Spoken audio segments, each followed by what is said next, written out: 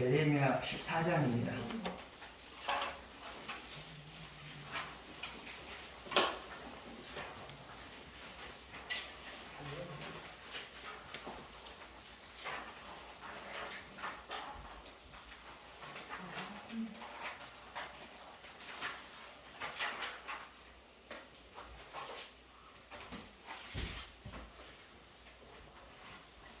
예레미야 14장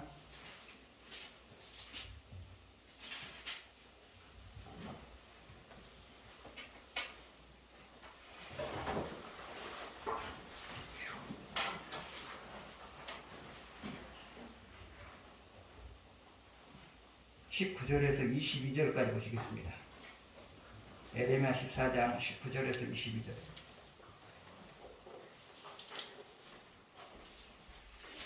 주께서 유다를 온전히 버리시나이까? 주의 심령에 시온을 싫어하시나이까?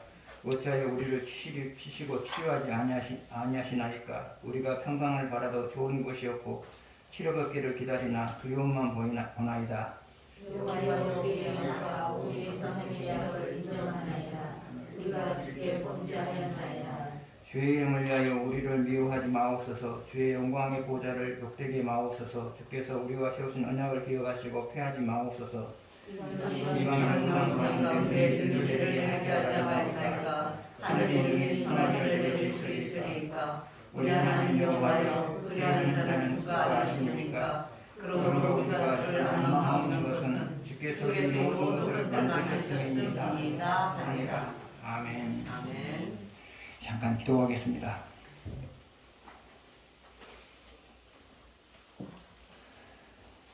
성령께서 이 시간도 저와 같이 말씀하여 주셔서 각자가 필요한 대로 깨닫게 하여 주시되 각자를 세워가시게 하여 같이 말씀하여 주시기를 원합니다. 예수님의 이름으로 기도드렸습니다. 아멘.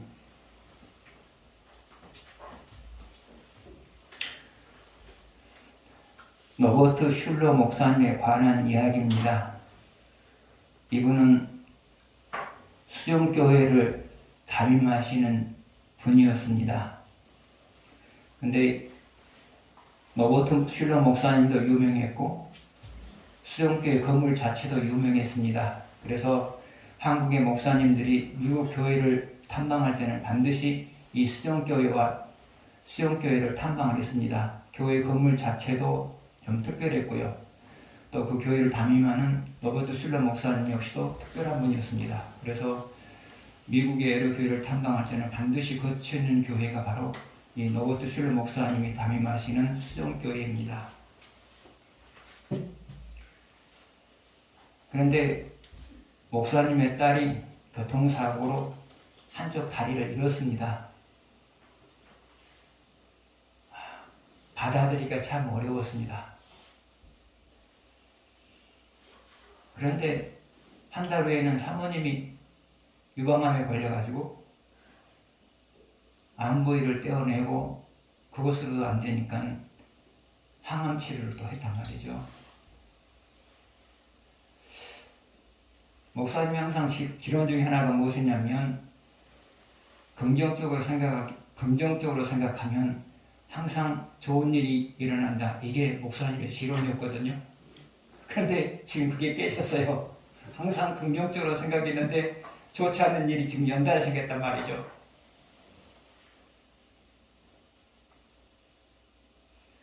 그러면서도 계속해서 그 설교를 해야 된단 말이죠. 교인들 앞에서. 긍정적으로 생각하면 항상 좋은 일이 발생한다. 그런데 자기 삶은 그렇지 못하거든요. 긍정적으로 생각했는데 좋지 않은 일이 연달아 2번이나 일어났어요.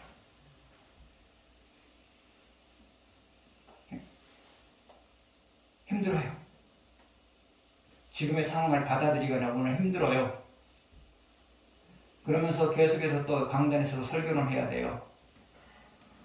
그러다가 어느 순간에 이렇게 계속 사역을 해서는 안 되겠다는 마음이 들어서 사역을 잠시 내려놨어요. 그리고 사모님과 함께 말씀을 묵상하면서 지금의 현상을 해석하려고 노력한 거예요. 말씀을 묵상하면서 지금의 현상을 해석하려고 노력하는 거예요. 그래서 말씀을 묵상하면서 3가지를 깨달았어요. 첫 번째로는 이 상황을 받아들이자. 이 상황을 받아들이자. 이 상황을 받아들이자.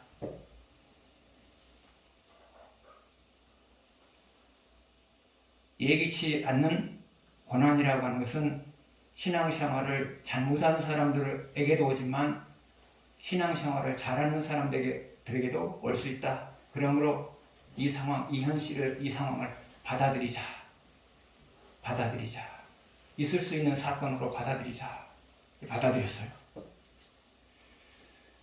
두 번째로는 하나님의 선하심을 믿어드리자. 하나님의 선하심을 믿어드리자.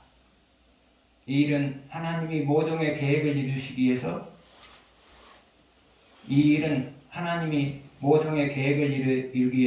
하나님이 시작하신 일이다. 이 일은 하나님이 모종의 계획을 이루기 위해서 하나님이 시작하신 일이다. 그리고 그 계획을 이루실 뿐만 아니라 이 가운데서도 만족할 만한 삶을 살아갈 수 있도록 그렇게 이끌어갈 거다. 이 가운데서도 만족한 삶을 살아갈 수 있도록 그렇게 이끌어가실 것이다. 그래서 하나님의 선하심을 인정하는, 하나님의 선하심을 믿어야되는 거예요. 세 번째로는 하나님께 맡기자. 맡긴다고 하는 것은 뭐냐? 하나님이 어떤 결론을 내려주시든지 간에 그 결론은 선하기 때문에 맡기자는 거예요. 사모님을 데려가도 그게 가장 선하기 때문에 하나님께 데려갔다 생각하는 거고요. 살려줘도 하나님께서 사는 것이 가장 선한 것이기 때문에 살려주신 것이다. 결과를 맡기자는 거죠. 여러분이 고민한 이유가 뭐죠? 기도하면서 고민한 이유가 뭐죠? 내가 생각하는 대로의 결과가 나타나기를 바라기 때문에 여러분이 고민하는 거예요. 그러나 여러분이 정상적으로 신앙생활을 하면서 기도하고 있다면 어떤 결론이 나타나도 그것은 여러분에게 선한 거예요. 여러분이 원하는 대로 결론이 났어도 선한 것이고요. 여러분이 원하지 않는 방향으로 결론이 났어도 그것은 선한 거예요. 왜요? 하나님은 항상 여러분에게 가장 선한 것을 주신 분이기 때문에 그래요. 그래서 여러분이 감당할 수 없는 시련을 만날 때마다 이 세 가지를 꼭 생각하십시오. 하나는 뭐라고요? 받아들이자.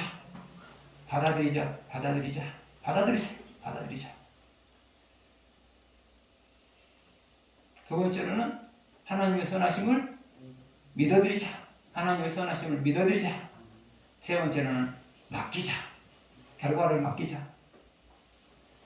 이 세 가지를 항상 염두에 두십시오. 그러면 여러분이 시련 가운데서도 마음의 편안함을 누릴 수가 있을 거예요. 아멘. 19절 보시겠습니다. 같이 읽겠습니다. 주께서 유다를 온전히 버리시나이까 주의 심령이 치유를 싫어하시나이까 우리가 평강을 받아도 좋은 것이 없고 치료를 받기를 기다리나 두려움만 권하이다. 아닙니까? 건너 뛰어버렸어요? 네, 건너 뛰은 모양이네요. 네, 핵심 부분은 다 읽었습니다.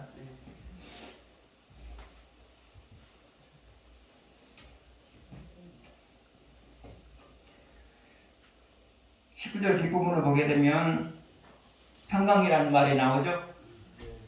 평강이라는 말은 이 구절에서는 어떤 의미이냐? 좋은 일, 그 말이에요. 좋은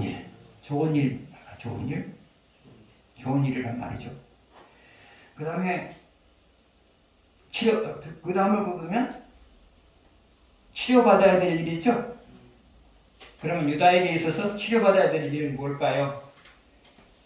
경제가 회복되기 어려울 만큼 무너졌어요. 두 가지예요. 크게 말하면 유다의 경제가 회복될 수 없을 만큼 무너졌어요. 치료받아야 되죠? 치료받아야 되죠? 그리고 국방력이 외세의 침입을 막아낼 수 없을 정도로 무너져 있어요. 치료로 말은 회복이란 말로 생각하시면 되겠죠. 회복이란 말로 바꾸면 되겠죠. 그래서 유다는 경제가 회복될 수 없을 만큼 무너져 버렸어요. 또 국력도 국방력도 회복될 수 없을 만큼 무너져 버렸어요.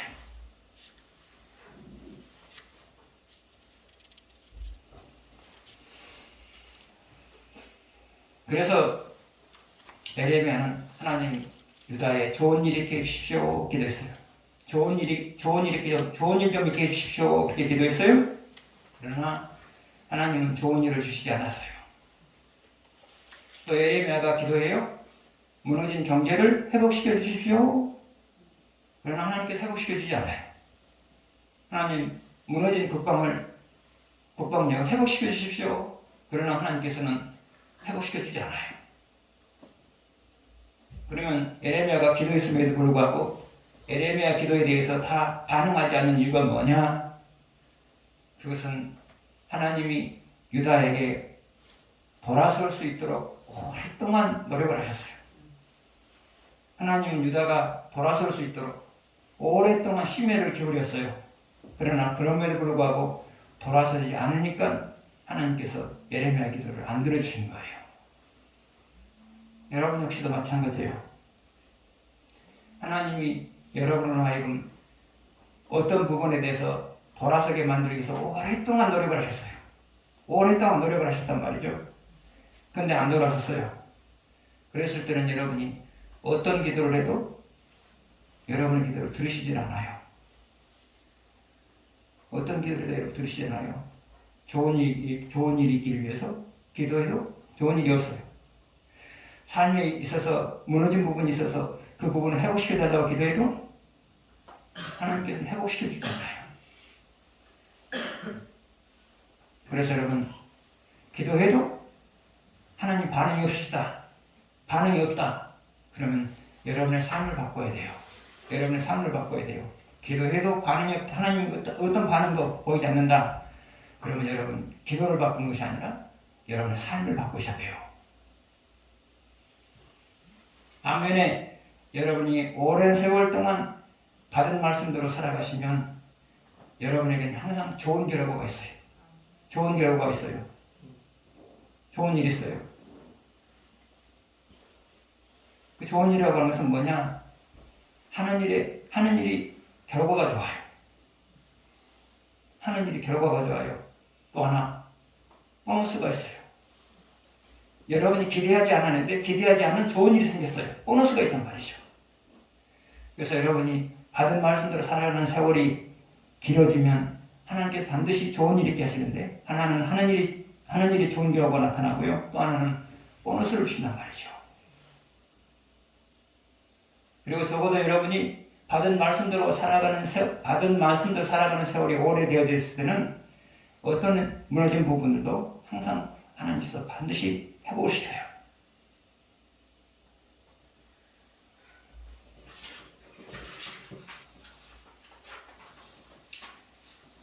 (20절 21절을) 보시겠습니다.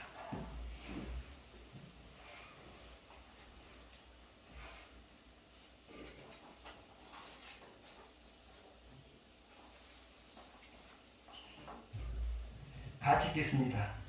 여호와여 우리의 악과 우리 조상의 죄악을 인정하나이다. 우리가 주께 범죄하나이다. 주 이름을 위하여 우리를 미워하지 마옵소서. 주의 영광의 보좌를 욕되게 마옵소서.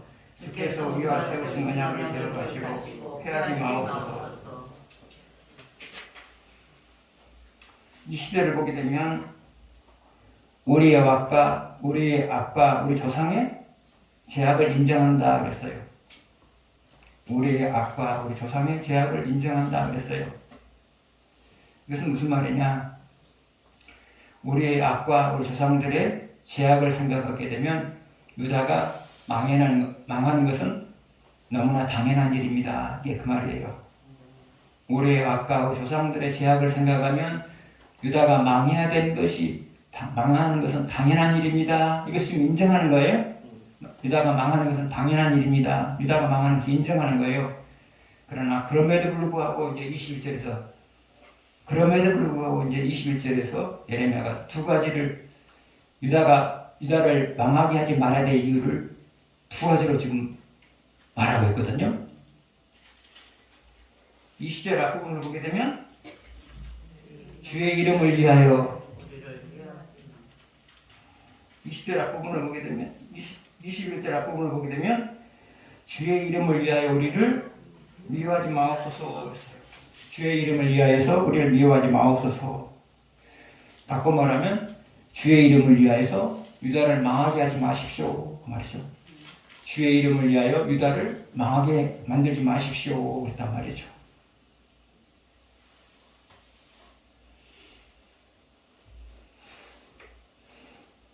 주의 이름을 위하여 유다를 망하게 하지 마십시오.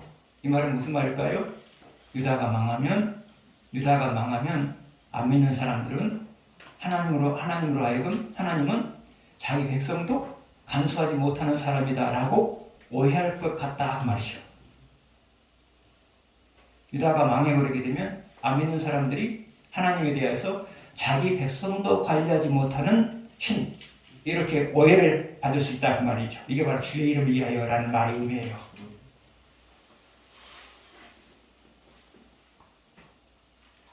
그러면 하나님이 자기 이름을 위하여서 여러분에게 해주신 일은 무엇일까요? 첫 번째로 여러분의 인생을 보존하고 풍성한 삶을 살게 만들어요. 자기 이름을 위하여서 하나님은 자기 이름을 위하여서 여러분의 인생을 보존하시고 풍성한 삶을 살게 만들어요.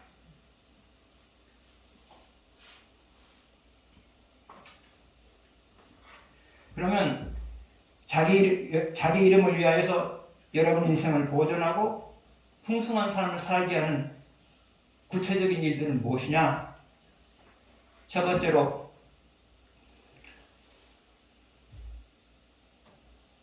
여러분의 인생을 망할 수밖에 없는 상황으로 몰고 하시되 망하지는 않게 하세요. 두 번째로 여러분의 인생을 여러분 하여금 죽을 수밖에 없는 상황으로 몰고 가시되 죽이지는 않아요.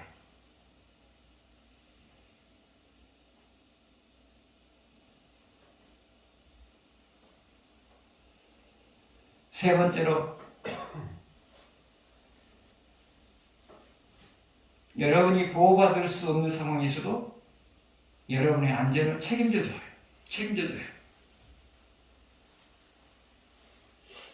네 번째로는 여러분이 해낼 수 없는 상황에서도 그 일을 해내게 만들어요.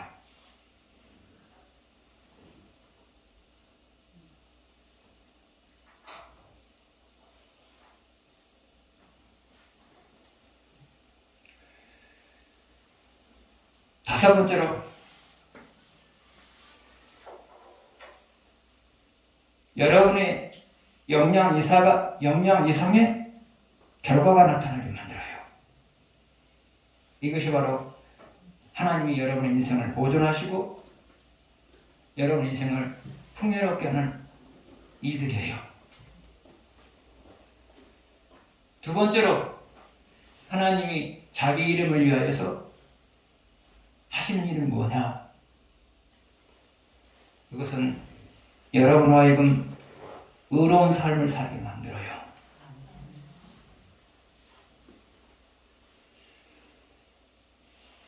그러면 여러분이 의로운 삶을 살아가는 것이 하나님을 높여드리는 것이 되는 이유가 뭐냐?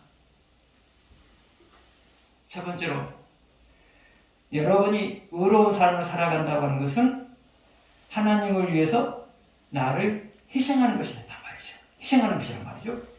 여러분이 의로운 삶을 살아간다고 하는 것은 하나님을 위해서 나를 희생하는 것이란 말이죠. 그러니까 나를 희생한다고 하는 것은 하나님을 높여드리는 행위가 돼요. 두 번째로 여러분이 의로운 삶을 살아가게 되면 여러분의 삶 속에서 여러분이 의로운 삶을 살게 되면 안 믿는 사람들이 하나님을 높여요. 왜 그러느냐? 여러분이 의로운 삶을 살게 됐을 때 여러분의 삶 속에 기적들이 나타나거든요. 그래서 여러분의 삶 속에 기적들이 나타나는 것을 보면서 안 믿는 사람들이 하나님을 높여요. 그래서 바로 여러분이 의로운 삶을 살아가는 것은 바로 하나님을 높이는 행위가 돼요. 그래서 하나님은 여러분 하여금 의로운 삶을 살게 만들어요.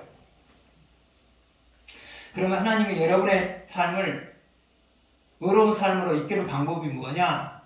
그것은 의로운 삶을 살아갈 수 있도록 동기부여를 하세요. 동기부여를 하세요. 그러면 여러분으로 하여금 의로운 삶을 살아가도록 동기부여를 하는 모습은 뭐냐? 첫 번째로는 받은 말씀대로 살아가게 되면 형통하게 만들어요. 어떤 상황에 있어도 형통하게 만들어요. 여러분은 이런 경험을 한 사람은 형통하게 살기 위해서, 형통하기 위해서 계속적으로 받은 말씀대로 살아가요. 이런 경험이 있는 사람은. 삶이 흐트러졌다가도 아니 내가 흐트러지면 형통하지 못할 거야. 내가 신앙을 바로 세우면 형통하게 될 거야. 이런 생각이 머릿속에 박인되어 있기 때문에 이런 경험을 한 사람들은 받은 말씀대로 살아가요. 두 번째로 여러분을 의의 길로 인도하시는 방법이 뭐냐? 받은 말씀을 외면하면 권고하게 만들어요. 그래서 여러분들은 이런 경험을 하면 다시 똑같은 죄를 지으려고 하다가도 과거에 권고했던 그 일을 생각하면서 다시 돌아서요. 그래서 하나님이 여러분을 의로운 길로 인도하는 방법은 두 가지예요. 받은 말씀대로 살아가게 되면 형통하게 만들고요. 받은 말씀을 예민하면 권고하게 만들고요. 항상 이것이 여러분 머릿속에 있어서 어떤 선택을 할 때마다 받은 말씀대로 살아야지 라는 마음을 갖게 한단 말이죠.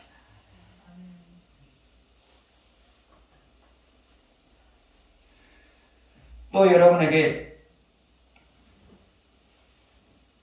의로운 길로 인도하시는 또 하나의 방법은 뭐냐? 그것은 살아있는 말씀을 듣게 만들어요. 살아있는 말씀을 듣게 만들어요. 여러분도 말씀을 듣다 보면 여러분의 삶을 바꿔야 되겠다 그런 생각을 많이 가지시죠. 그래서 하나님이 여러분을 의의 길로 인도하는 또 하나의 방법은 살아있는 말씀을 듣게 하는 거예요.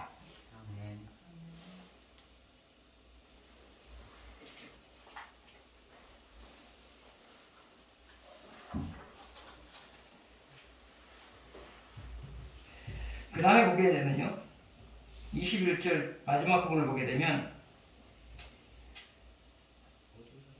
우리와 세우신 언약을 기억하시고 패하지 마옵소서. 우리와 세우신 언약을 기억하시고 패하지 마옵소서 그랬단 말이죠.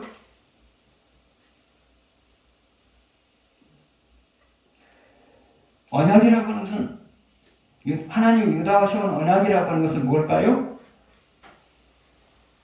그것은 시내산에서 세운 언약을 말하는 거죠. 그 언약의 핵심이 뭐죠?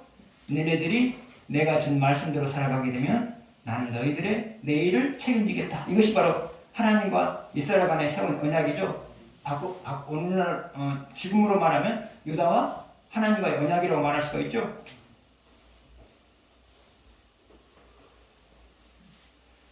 그래서 언약의 핵심이 그거죠.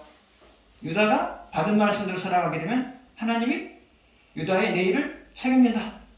이게 언약의 핵심이잖아요. 근데 지금 에레미야의 기도 내용이 뭐예요? 하나님 언약을 폐하지 마십시오 그랬죠? 언약을 폐하지 마십시오. 언약을 폐한다고 하는 것은 무슨 의미예요?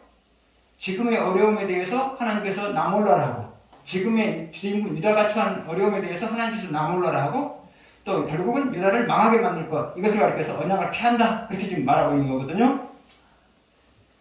근데 한번 가만히 생각해 보십시오.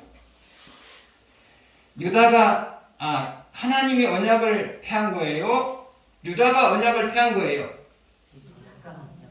유다가 언약을 폐했죠? 그러면 에레미야 기도가 논리적으로 맞아요? 안 맞아요? 안 맞죠? 논리적으로 안 맞잖아요. 뻔히 알면서 지금 이렇게 기도한 거잖아요. 하나님은 언약을 폐한 적이 없어요. 유다가 지금 언약을 먼저 폐했죠. 근데 하나님에게 기도를 한단 말이죠. 하나님 언약을 폐하지 마십시오. 안 맞는 말이란 말이죠. 누가 봐도 안 맞는 말이란 말이죠. 자, 그럼에도 불구하고 에레미야가 유다를 위해서 맞지 않는 논리로 기도한 이유가 뭘까요? 그것은 유다를 너무너무 사랑하기 때문에 그런 거예요. 여러분, 드라마 보다 보면 그런 내용이 나오죠. 자식이 범죄자가 됐단 말이죠. 엄마는 아들을 어떻게 해서라도 좀 죄를 탕감받기 위해서 맞지 않는 논리로 설득을 하죠. 맞지 않는 논리로 설득을 하려고 하죠. 그럼 여러분 그 모습을 보면서 무슨 생각을 해요? 저건 맞지 않는 논리다 그러죠. 그러나 겉으로 보기에는 맞지 않는 논리지만은 그 내면을 들여다보면 자기 자식을 너무너무 사랑하기 때문에 억지 주장을 한단 말이죠. 자기도 알아요. 억지 주장이라는 사실을 알아요. 그러나 자기 자식을 너무너무 사랑하니까 될 수 있으면 감형을 시키고자 억지 논리를 편단 말이죠.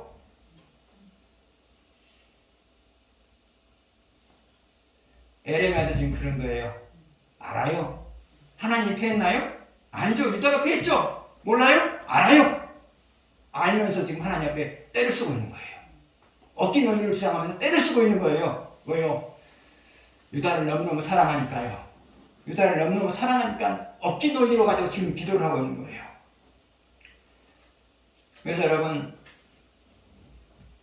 다른 사람 위해서 기도할 때 정상적인 논리를 가지고 기도하는 사람은 어느 정도 그 사람을 사랑하는 사람이고요. 억지 논리를 펴서라도 하나님을 억지로 설득시키려고 하는 사람은 그 사람을 아주 많이 사랑하는 사람이에요. 여러분, 친구가 어려움을 당했을 때 네가 잘못했으니까 거기 죄값을 받아야지. 그것은 별로 사랑하는 모습이 아니에요. 별로 사랑하는 모습이 아니에요. 어떻게 해서라도 감형시키려고 노력하는 그런 노력이 있는 사람은 친구를 사랑하는 사람이죠. 그래서 정상적인 논리대로 살아가는 사람은 사람을 어느 정도만 사랑하는 사람, 억지 논리를 펴서라도 그 사람에게 도움이 되고자 하는 사람은 그 사람을 많이 사랑하는 사람. 에레미야가 그랬어요. 많이 사랑해요. 공적을 많이 사랑해요. 그러니까 억지 논리를 펴가지고 하나님 설득하려고 지금 하고 있잖아요. 물론 되진 않았지만 그러나 그 마음이 중요하잖아요. 그 마음이요.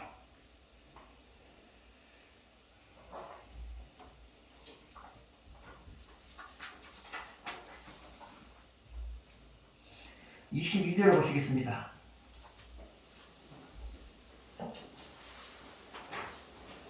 (22절) 같이 읽겠습니다. 이방인의 우상 가운데 능히 이를 내리게 할 자가 있나이까? 하늘이 능히 선하기를 내릴 수 있으리이까? 우리 하나님 여호와여 그리하는 자는 주가 아니시나이까? 그러므로 우리가 주를 앙망하옵는 것은 주께서 이 모든 것을 만드셨음이니라 하니라.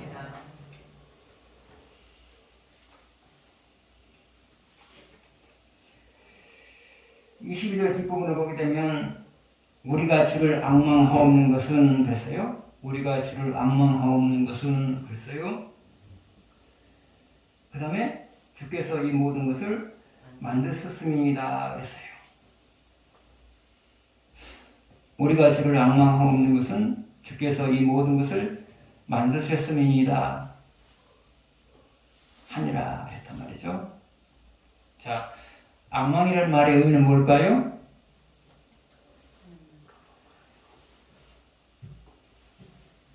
한편으로는 하나님을 존경해요. 우러를 앙자잖아요. 하나님 우러러본, 다시 말하면 하나님 우러러본다. 우러를 앙자란 말이죠. 한편으로는 하나님 우러러봐요. 바꿔 말하면 하나님을 존경해요. 그래서 앙망이라고 하는 것은 뭐냐? 한편으로는 하나님을 존경해요. 그 다음에 바라는 망자를 쓰죠. 여러분이 하나님께 뭘 바라죠? 뭘 바라죠? 내 인생의 문제를 해결해 주시기를 인내심을 가지고 바라는 거죠. 망자, 바라는 망자. 무엇을 바란다고요? 내 인생의 문제를 해결해 줄 때까지 인내심을 가지고 기다리는 거. 이게 망자란 말이죠. 바라는 망자. 그래서 하나님을 앙망한다는 것은 그거예요. 한편으로는 하나님을 존경하고 한편으로는 하나님께서 내 인생의 문제를 해결해 줄 때까지 인내심을 가지고 기다리는 것. 이것이 바로 주를 앙망한다는 말의 의미예요. 그러면 사람이 하나님을 앙망하는 이유가 뭘까요? 여기서는 뭐라고 말하고 있죠? 하나님이 모든 것을 만드셨다 그 말이죠. 모든 것을 만드셨다. 모든 것을 만드셨다.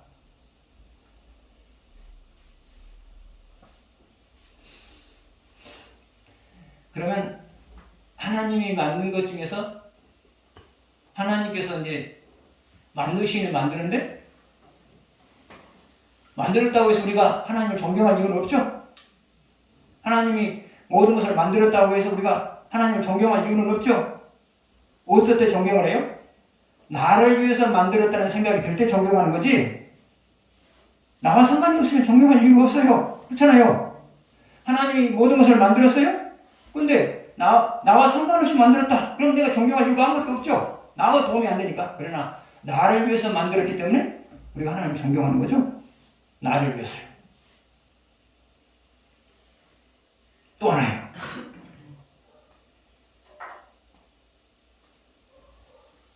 모든 것을 만든 그 능력으로 내 인생의 문제를 해결해 주실 수 있으니까 우리가 하나님을 존경하고 하나님을 기다리는 거죠. 하나님 때를 기다리는 거죠. 그래서 우리가 하나님을 앙망하는 이유가 뭐냐? 하나님 앙망하는 이유가 뭐냐? 하나님 모든 것을 만드셨어요. 모든 걸 만드셨어요. 그런데 누구를 위해서 모든 것을 만들었어요? 나를 위해서 모든 것을 만들었단 말이죠. 나를 위해서 모든 것을 만들었단 말이죠. 그렇기 때문에 우리가 하나님을 앙망하는 거죠. 그러면 하나님이 만드신 것 중에서 가장 포괄적인 의미에서 만든 것은 뭐죠? 자연을 만드셨죠? 누구를 위해서요? 나를 위해서요. 그럼 자연을 만들었다고 하는 것은 무엇을 의미하느냐? 인간이 살아가는 데 있어서 필요한 모든 것을 만드셨다. 그렇게 보시면 돼요. 왜요? 이 세상에 만들어진 모든 것은 무엇을 매개로 해서 만들었어요? 무엇을 매개로 해서 만들었어요? 이 세상 여러분이 가지고 있는 모든 것들, 여러분이 가지고 있는 모든 것들, 먹고 마시는 모든 것들, 쓰는 모든 것들, 무엇을 매개로 만들었어요? 무엇을 매개로 만들었어요? 자연을 매개로 만들었죠? 그렇잖아요. 자연을 하나님 만들어 자연을 매개로 해서 만들었잖아요. 마스크도 하나님 만들어 놓은 자연을 매개로 해서 만든 거죠. 그래서 한번 구체적으로 생각해 볼까요? 여러분이 먹고 마시고 쓰는 모든 것, 하나님이 쓰는 것, 하나님이 만들어 놓은 자연을 매개로 만든 것들이죠.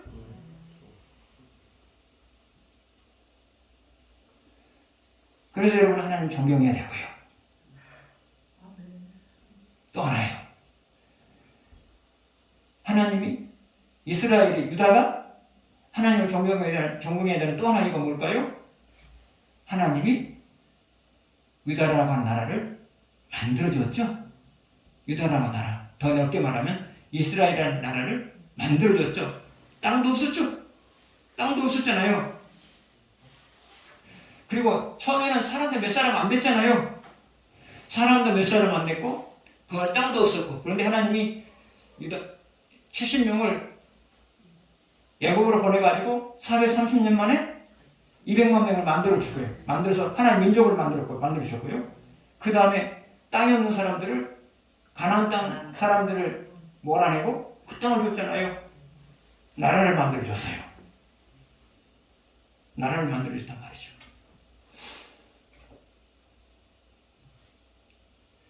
하나님이 여러분을 위해서도 만들어준 것도 있어요.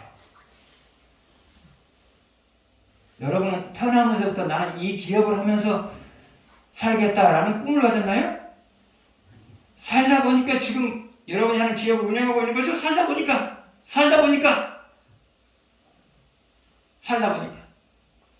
그래서 여러분이 모종의 기업을 운영하고 있다면 살아오는 과정 속에서 하나님께서 그 기업을 운영할 수 있도록 기업을 만들어준 거죠? 그것에 대해서는 감사하셔야 되고요. 또 하나, 살다 보니까 처음부터 처음부터 여러분은 이런 직업을 가지려고 생각하지 않았어요? 살다 보니까 하나님께서 이런 직업을 가질 수 있는 사람으로 나를 만들어줬단 말이죠. 그래서 여러분 직업도 하나님 만들어주신 거고요. 기업도 하나님 만들어주신 거고요. 하나님 모든 것을 만들어주셨어요. 그래서 하나님 존경해야 되고요. 또 하나, 모든 것을 만들 수 있는 그 능력으로 여러분의 인생의 문제를 해결해 주실 수 있어요. 모든 것을 만들었던 그 능력으로 여러분의 인생의 문제를 적당한 때에 언제든지 해결해 줄 수 있단 말이죠. 아멘. 그래서 우리는 한편으로는 하나님을 존경하고 한편으로는 하나님 내 인생의 문제를 해결해 줄 때를 인내심을 갖고 기다리는 거예요. 아멘. 기도하겠습니다.